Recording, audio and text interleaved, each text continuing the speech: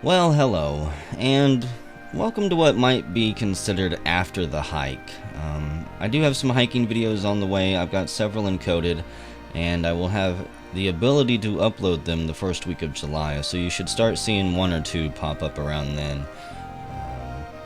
I won't rant about why I haven't uploaded those, even though I want to. But needless to say, they're coming, and this is, Slacks asked what my workflow was like, I guess, for photography. Basically the process. So you can think of the hiking videos that you guys are going to be seeing on my channel eventually, as the first part. We go out to a location, we hike around, walk around, take pictures of things, and then after the hike, we come back, I get some tea and a nice cigar, and we just begin to work in Lightroom. There's multiple programs that you can use, obviously, to edit and work with photos. Lightroom is the one that was suggested to me by multiple people. I believe Google has a really good program, suite of tools out that I'm probably going to be checking out at some point in the future, because I don't really enjoy shelling out money to Adobe every single month in order to have the privilege of using their software. Nor do I want to pay like $500 for a program. See, I just go to import photos. I've got 1,004 photos on this SD card. They go all the way back. I don't delete many pictures unless I start running out of space. I'll generally fill the card up. But the last batch of pictures that I took was actually taken tonight. And it was these ones. So we'll just go ahead and import those. All those other ones I've already imported at one point and went through and checked out. This will probably be a short video too. By no means am I a great photographer. I won't even say that I routinely know what I'm talking about or even doing with my tools. So don't use this as a tutorial video and take anything I say with a grain of salt. Do your own research on any of this. I've found techniques and styles and methods that work for me. Maybe they'll work for you, maybe they won't. You also always have to have some good music or a Let's Play on whenever you edit photos. So these are the photos that I took tonight. I could have swore that I took more, but I guess I didn't go walking for that long. I went walking for a little bit, set the GoPro out somewhere to do a time lapse tonight and see how that turns out, and managed to run across a few bugs on the way there. Whenever I'm out, at night, I have a headband flashlight that I wear. That way, whenever I'm getting real close in for a macro shot, I can light it up. It's not pitch black and I don't have to do a 30-second exposure to get the light. So the first thing I look for on like an image like this, obviously I snap multiple ones of the same subject and then import them into Lightroom and choose the one that I like the best out of that little group. I hate getting into stuff like this because it's I don't know, it feels dirty, it feels like marketing, but whenever you, like, if I took 30 pictures of this spider, if you're going to upload multiple ones of the same subject, they damn well better be very different and dynamic. I personally don't want to go through 12 different pictures that someone has taken that is the same exact spider at the same exact angle, basically. So from this batch, I'll generally just choose one. And I've got to find one that's actually find the one that is the most in focus. Sometimes I don't have any that are really in focus as much as I want, like that one, blurry. From a distance it doesn't look bad, but zoomed in, which is what we'll be kind of doing, we'll be cropping it down, it's unacceptable, completely unusable. That one and the first one, I kind of like this one because of the angle, but I don't think it's as clear. So I can adjust the contrast a little bit. I'm not going to really explain what all these sliders do. They're pretty self-explanatory. Highlights, I guess I will explain. Highlights are the highlighted areas, the brightest areas on your picture. So if you got a glare on something, you can just take the highlight down, and it should remove some of the glare. Now this is doing real drastic changes because I don't know why. Probably because this is the only spectrum that I've got to mess with. It's all in the black. Everything in this picture is shadow. So that means the amount of editing and tweaking that I can do to it in this is pretty limited. Because everything's going to be,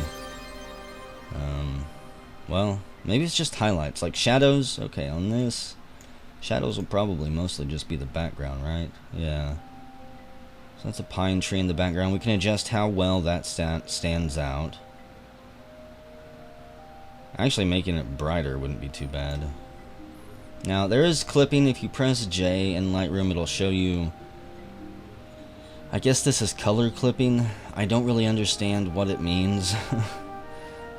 Somebody said it has something to do with when you go to print one of these photos. If this is too drastic of a change, the printer might not be able to print out the color differences smoothly, so it'll come out splotchy on the picture and not look nearly as good as it does on the computer. So let's see.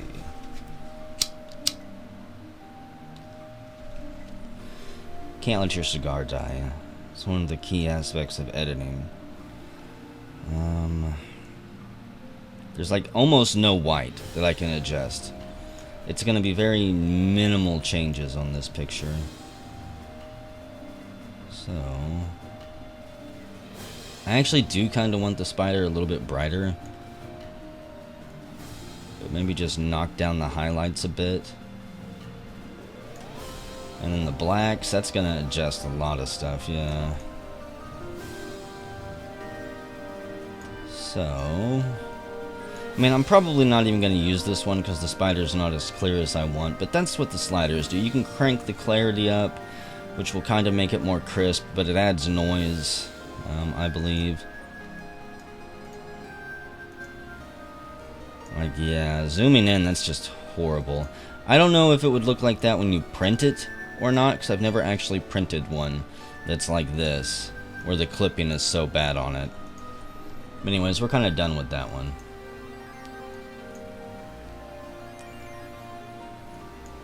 I was really hoping to get this spider a little bit more clear, but it was so tiny.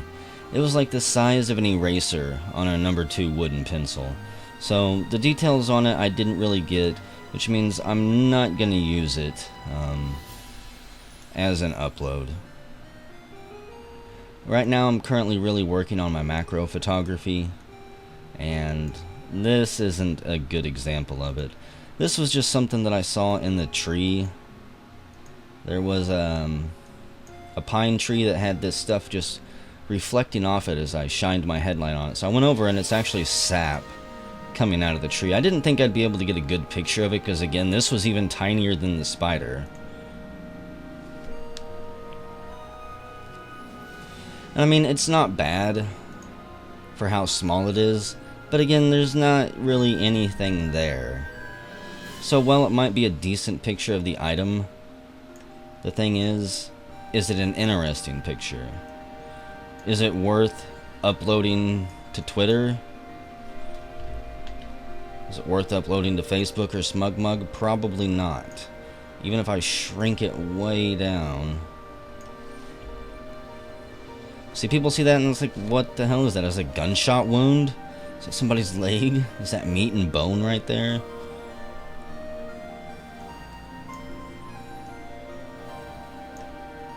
If the sap was running out of that wound even more and pouring down the tree, that would definitely be interesting. But hey, this is how amber's formed. If a bug was to fly into that and get encased and then buried in the dirt, it could last millions of years. And then we could have Jurassic Park all over again. A couple million years in the future. So, this one probably won't turn out either. There's some type of... I don't know what these are called. I want to say a mosquito, but it's definitely not. I think these things actually hunt mosquitoes. But it was so tiny, and I did not focus on it properly, so all these pictures are worthless. This was a beetle eating a leaf. He was not at all happy that I decided to shine my bright light in his face either.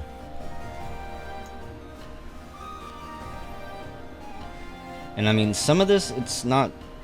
From a distance, it's clear. So it might be something to keep in mind, but I want images that I can crop down really close to these bugs so that you can get a distinct look at their hairs. Because, I mean, I honestly, and this sounds stupid, I didn't know insects were so goddamn hairy until I started doing this macro photography. I'd never really looked at close-up pictures of bugs anywhere.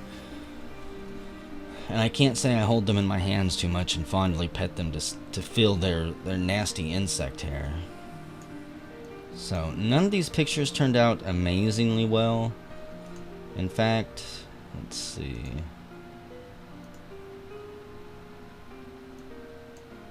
That one's not too bad.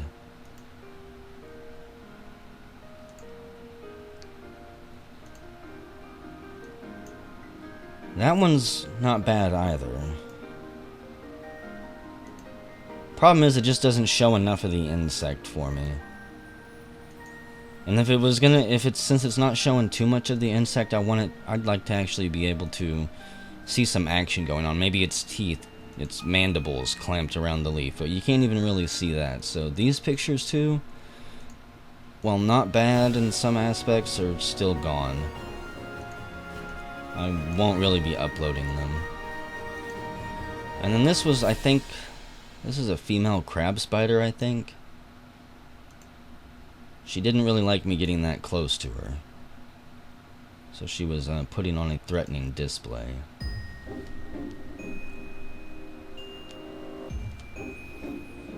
I'm going to be really sad if none of these came out more clear. So I thought I put a lot of effort into focusing on her, damn it.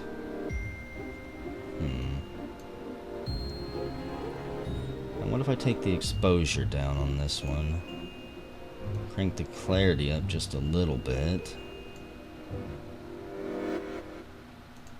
She got all those derpy eyes.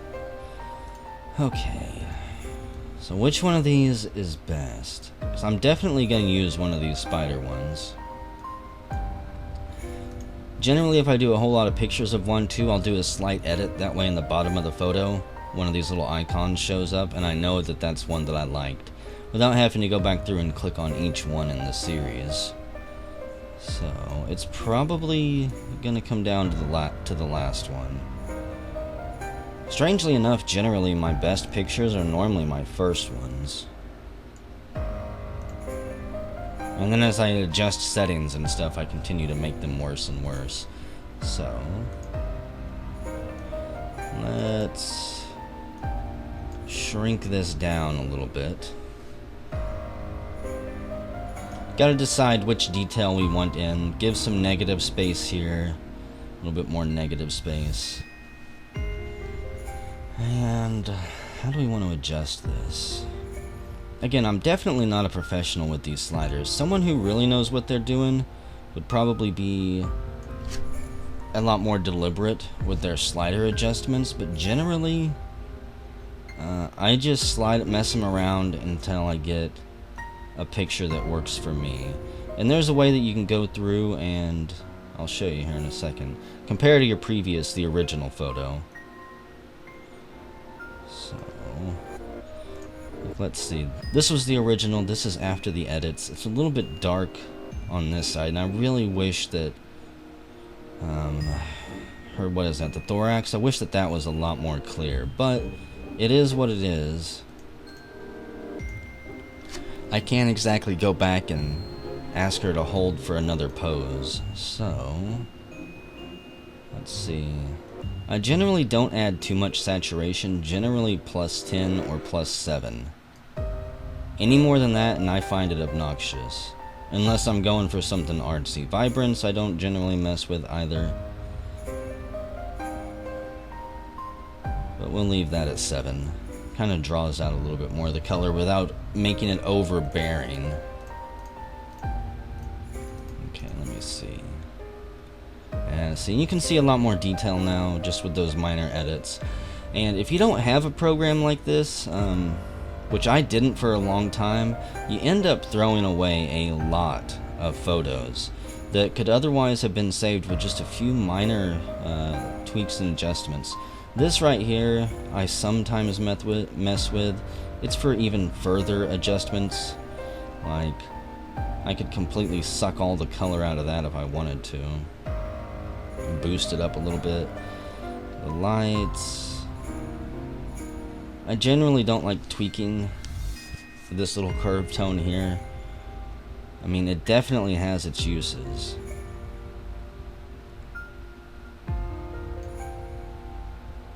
But I don't mess with it. And sharpening, sharpening can bring out small details like the hairs and stuff here, but I believe that it will also end up messing with some of the other finer detail on things.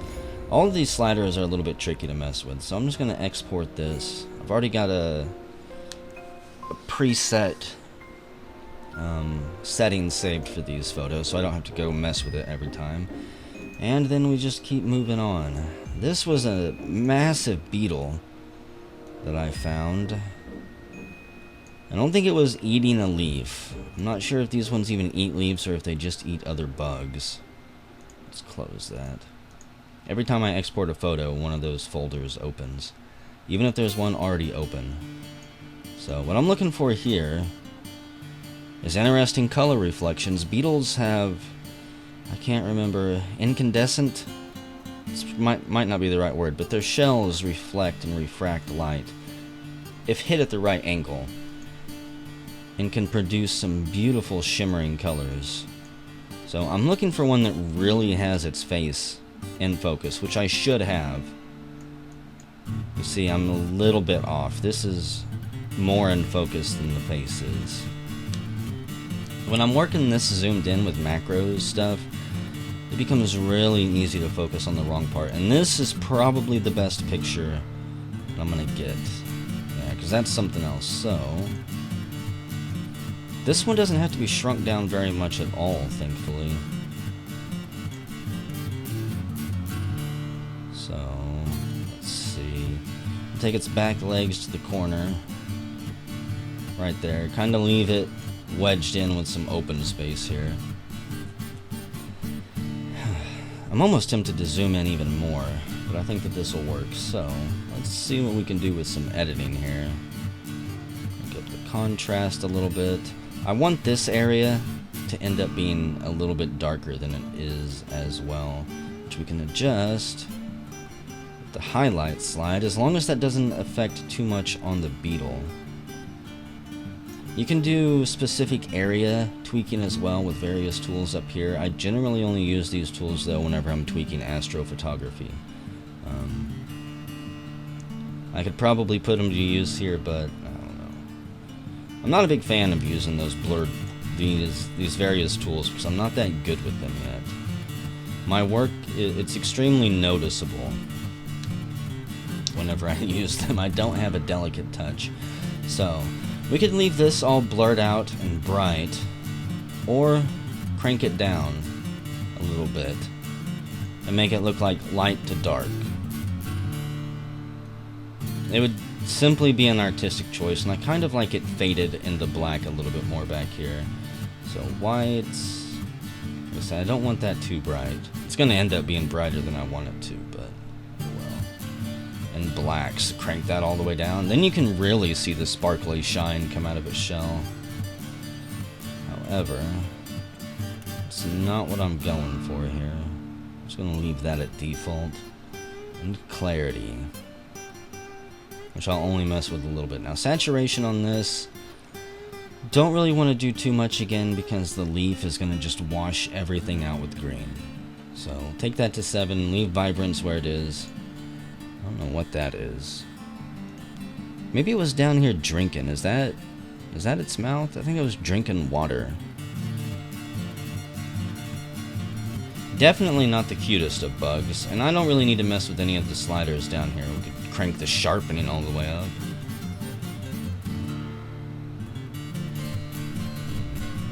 Let's just completely undo messing with that. So let's export this. And I don't even think these last pictures here will turn out very good. Disgusting little stink bugs getting their freak on. These bugs were at a really hard angle for me to hit. I had to basically lay on my stomach and look up, which made them hard to hit with the light and hard to focus on. So, from all of these, probably the first one I took was the best. Because you can see this guy's mouth here, the spots on their legs and stuff pop out really good. And let's see, I want this in here a little bit. Get some of that hole in there.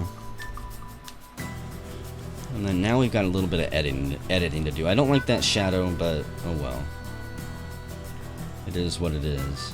And for this, because it's so washed out, I don't think it looks bad at all with the contrast cranked up like that. I think that definitely made it look better. I could probably take the exposure down just a little bit. And what about the clarity? The clarity would really make the detail on these bugs pop out a little bit. No. I think these would look better zoomed in like that. Just forget that branch up there. Because there's enough detail on this that I don't have to stay completely zoomed out. So...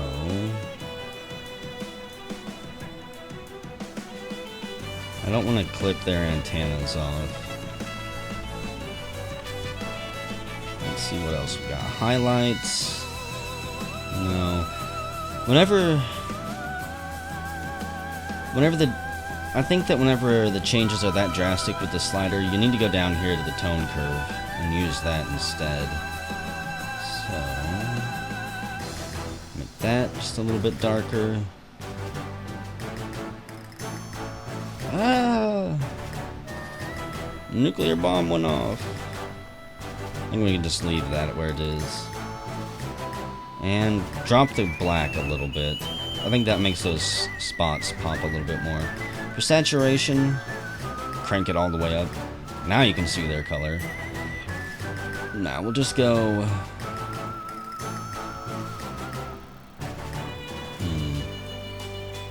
higher than 7 this time for sure, because I like the color on these bugs. I want it to kind of stand out. And vibrance, we'll adjust that just a little bit. Now, some of you also have to remember I'm colorblind. Red-green. So, the reds and the greens that I see might be completely different from yours. Which means some of the editing I do on these pictures, you guys might look at and just shake your head. Because maybe the green is way too much. But for me, I can actually kind of see the green now. So I really like it. Let's see. I wanted to check this minor adjustment on highlights. So that's what the highlights are affecting. If you're not sure what a slider's doing, just crank it all the way up and all the way down. Then you can see the specific areas that it's affecting. I'm just going to take that down a little bit. I would like to get the shine on her belly off there, but oh well. About lights. And that just sucks all the color out of it. Okay. So, sharpening. That does make the patterns on them pop out a lot more, I think. So I'm actually going to crank sharpening all the way up. Probably a little bit overboard. Probably don't need to go 150, but I'm going to anyways. And noise reduction is something that I really only use on high ISO photos. Because I had a direct headlight on these things, I didn't have to use a high ISO. Basically, the higher your ISO is, the more noise you're going to have in your picture. But the higher ISO you've got, the darker it can be when you take your pictures. So it's a trade-off. And it's one I thankfully didn't have to deal with. So we'll go ahead and export this one as well. And that's pretty much my workflow. Obviously it takes a whole lot longer whenever I do a real hike and I come back with like 300 photos to go through. But yeah, that's the process. A lot of pictures get thrown out. Tons of pictures get thrown out. I'm very particular and picky about the sets that I actually accept. Especially the further I go on with my photography, the more picky I get. If it's if it's significantly worse than what I'm currently posting quality-wise, then I don't do it. I want to constantly be improving myself and learning new things, and pushing my photography to different levels than before. So Slacks, there you go. That's my workflow for photography. Hope it answered your questions.